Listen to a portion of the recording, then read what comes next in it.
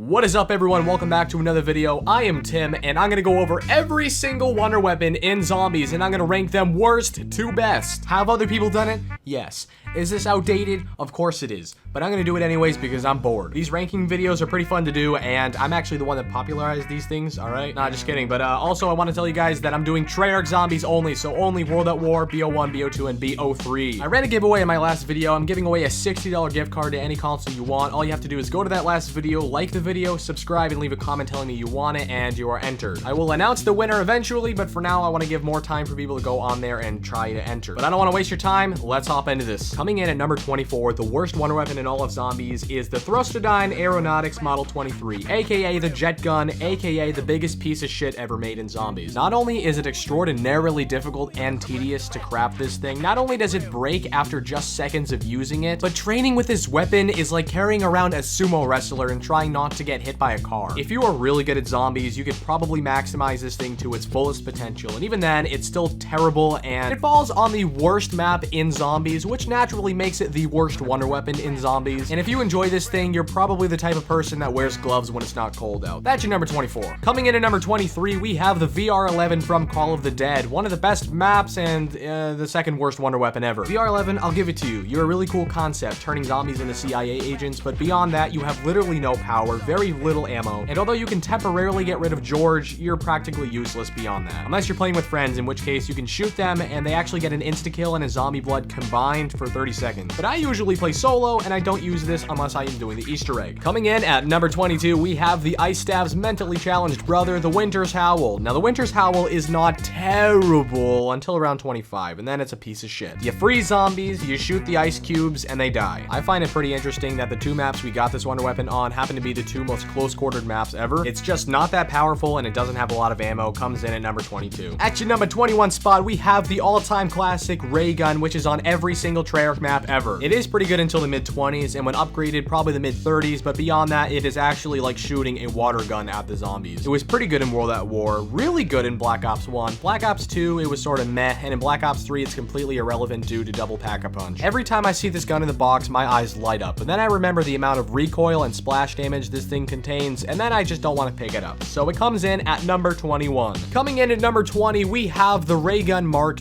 II. This is slightly better than the Ray Gun, but not above anything else. Essentially, what they did was take away all the splash damage. It is a pretty solid weapon, but it doesn't have a lot of ammo, and it comes in at number 20. Number 19, the Scavenger. Two pretty bad wonder weapons on one map equals one good one, right? To be honest, this is one of my favorite wonder weapons. I mean, it's an explosive sniper. What is there not to like about that? And when paired with PhD Flopper, you are invincible when you have this thing. Until about round 35 when it drops off and becomes completely useless. Yeah, it happens pretty suddenly, and it's not fun. This is why not a lot of people can get to round 100 on Call of the Dead. It's just the wonder weapons that kill it. Scavenger, I love you, buddy, but number 19 is where you are. At your number 18 spot, we have the Wunderwaffe DG2. A lot of people are gonna shit on me for this one, but listen up. I love this thing too. This thing reminds me of the good old days in zombies. I love watching the zombies just get electrified together in one big chain. But what really kills this gun for me is the ammo and how glitchy it is on World at War and occasionally on Black Ops 3. And it simply isn't as powerful as the wonder weapons above this, so it comes in at number 18. Number 17, the KT-4 from ZNS. Now, a lot of people don't like this wonder weapon because they don't like Zetsubo, but it's actually not that bad. Why above the 1D though, you may be wondering? Well, it has more ammo, it has more damage, and it's upgradable, and it can kill more zombies at once due to the splash damage of it, so it basically wins in every single category except for nostalgia. But the KT-4 is a pretty average wonder weapon in Black Ops 3. Number 17 is where it be. Coming in at number 16, we have the Ray Gun Mark III from Gorod Krovi. Now, this thing is the epitome of good, but not great. Don't get me wrong, it's pretty badass sending zombies through an interdimensional portal when I shoot this thing, but if you want to get around 100 on a map like Gorod Krovi, you need a little bit more firepower. This thing will easily carry you through the 60s, 70s, but beyond that, it's a little bit hard, and training with this thing is a nightmare. I feel as though it is a little bit better for camping, and so you can do that, but then there are Valkyrie drones everywhere, and Gorod Krovi itself is just a fuckfest. I mean, I like the map. There's nothing wrong with the Ray Gun Mark III per se, but sometimes I feel as though I'm more safe with a gun with double pap. I feel pretty confident with the ones I've played so far, but keep in mind the more and more I go up this list, the more shaky it's gonna get, and the more people I'm gonna lose, so bear with me. But that's your number 16 spot. Jesus Christ, midway through recording this, I just realized the Smith Plays uploaded this. Oh my god. You know what? It's too late. It's too late. We're going. Let's go. This list is better Anyway, at your number 15 spot, we have the Paralyzer from Buried. If you're a noob, you go on top of the bank and you use this thing until you get to around 1 billion. But in any other scenario on this map, it's not great. Sure, you can fly around, that makes things more convenient. Sure, it slows the zombies down, but collectively, this thing isn't that powerful. It's not badass. The reason why the Paralyzer has made it this far up the list is because A, it doesn't actually have any ammo, it's unlimited ammo, and it's technically infinite damage, so it makes it really easy and convenient to get to a high round, I suppose. But it is way too newbie to have it any higher than number 15. At your number 14 spot, we have the Blundergat from Mob of the Dead, which is really cool because you can actually upgrade it in 3 different ways. You can Pack-a-Punch it and get the Sweeper, you can use the Acid Gat kit to get the Acid Gat, or you could do both and get the Vitrolic Withering. When you shoot the Vitrolic Withering, the zombies are attracted to the bolts, therefore it acts like a monkey bomb, which is really helpful for getting out of bad situations. Not to mention, there's a lot of ammo and it's a very powerful weapon. However, there are 2 catches with this gun. Number 1, you can actually hurt yourself with this weapon. Maybe that's not true, but I'm pretty sure that when I use this thing, I ended up getting my own explosive damage. And number 2, it sort of does drop off on the higher rounds and it isn't as dependable as the weapons above this one, so it comes in at number 14. At your number 13 spot, we have the 3179 JGB215, aka the baby gun from Shangri-La. This is my personal favorite wonder weapon of all time. It turns the zombies into babies and you literally punt the babies. Kick the baby! Don't kick the goddamn baby. Kick it! Wah!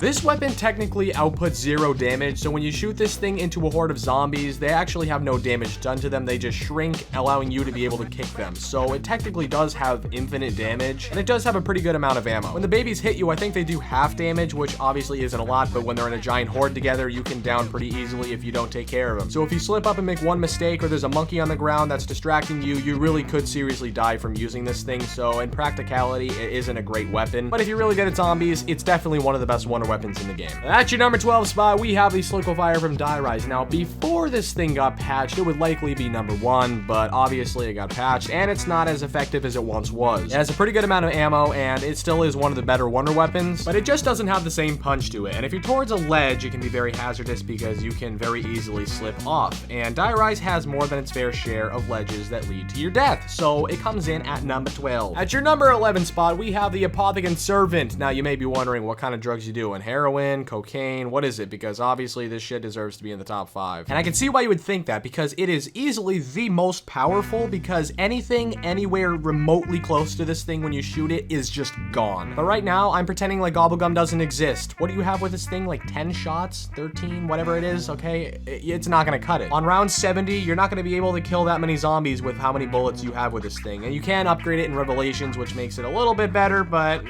the most powerful wonder weapon, but the ammo drags it all the way down to 11. As we crack the top 10, we have the Thunder Gun, which is the ultimate save me wonder weapon. So when you're in any situation that makes you uncomfortable, like your mom is on your back for not doing the dishes, or when there's too many zombies in front of you, you just fucking fire this thing, and that situation is a thing of the past. The Thunder Gun is just fucking awesome, and it has pretty much everything. It has the defense to it, it has the offense to it, it has the nostalgia to it, except the ammo. It's not as bad as the Apothicon Servant ammo thing, but it's still really kind of lower than it should be. Like if you're on Ascension and you're using this thing, you will notice how little ammo this thing has when you're around like 70 and you're just fucking begging for a max ammo. Coming in at number 9, we have the Wave Gun from Moon. Now this thing is the exact same thing as the Thunder Gun, except there are dual wield zap guns which have a fuck ton more ammo. I think this gun is very undervalued, and I think people don't realize how truly amazing this wonder weapon is. It's definitely better than the Thunder Gun, so it's right above it. That's right, number 8, we have the Lightning Staff from Origins. We're getting into those staves and bows, man, and this is probably the worst staff, but no staff is bad. They're just not as good as the others. I really have nothing negative to say about this. It's better than all of the ones we've talked about thus far, but it's not as good as the ones above it. Sounds fucking obvious, but that's really just the truth of it. Coming in at number 7, we have the Fire Staff. Now these two staves are definitely interchangeable. I think they're statistically pretty much identical, except one's lightning, one's fire. I personally prefer the fire, so that's why I put it higher. At your number 6 spot, we have the Void Bow, which is undeniably the worst of the bows, but is not bad by any stretch of the imagination. I, for one, really like this bow, and honestly, I have nothing negative to say about it, other than the fact that it is not good for a save me wonder weapon. When you're in a bad situation and you need to get out of it quickly, this is not the thing to have, okay? Throw this thing to the side, you're better off punching them. It takes way too long long for the impact to kick in, but otherwise, if you're not in a bad situation, it is really good. Coming in at number 5, we have the fire bow, or should I say the average bow, because there's absolutely nothing special about it. It does its job, it's very effective, and it is better than the void bow for save me situations. Number 4, the wolf bow, my personal favorite and the most unique of the 4 of them. When upgrading this bow, you follow the story of the Wolf King, which is an intriguing story to say the least. This bow is also great for sticky situations. You're in a corner surrounded, just fire this thing, bam, they're gone, everything's great, acts just like a thunder gun, but it's a bow and it's badass. Number 3, the wind staff. Now, when we're talking about these staffs, I'm talking about the fully upgraded versions of them, and when this is fully upgraded, I'm fairly sure it has infinite damage, and it also whirls them up in a tornado and sends them off to fucking Jupiter. So I love this. It doesn't shit out like the lightning and the fire staffs, and therefore it comes in at number 3. At your number 2 spot, we have the ice staff, which has infinite damage until round 112. What an odd place to suddenly drop off. So it's technically not as good as the wind staff, but it's definitely more effective before you hit that point. It isn't great for those save me situations, but if you're camping with this thing, all you have to do is keep firing it, and nothing is going to even fucking come close to you, so it doesn't even matter. So on paper, it isn't as good as the wind staff, but in all reality, it is. And that leaves you with your number 1 spot, the lightning bow. Now, why is this bow better than the others? Well, because you can just camp in a corner and spam this thing, and you're untouchable. It has infinite damage, it has the range, it has everything you could want in a wonder weapon. There is absolutely, positively zero flaws with this wonder weapon, and it is the number 1 spot. I don't care what anyone says, okay? I am so tired right now. If you guys want to go down below and leave a like, that would be greatly appreciated. As always, subscribe so you don't miss more content. Call of Duty. I might make some more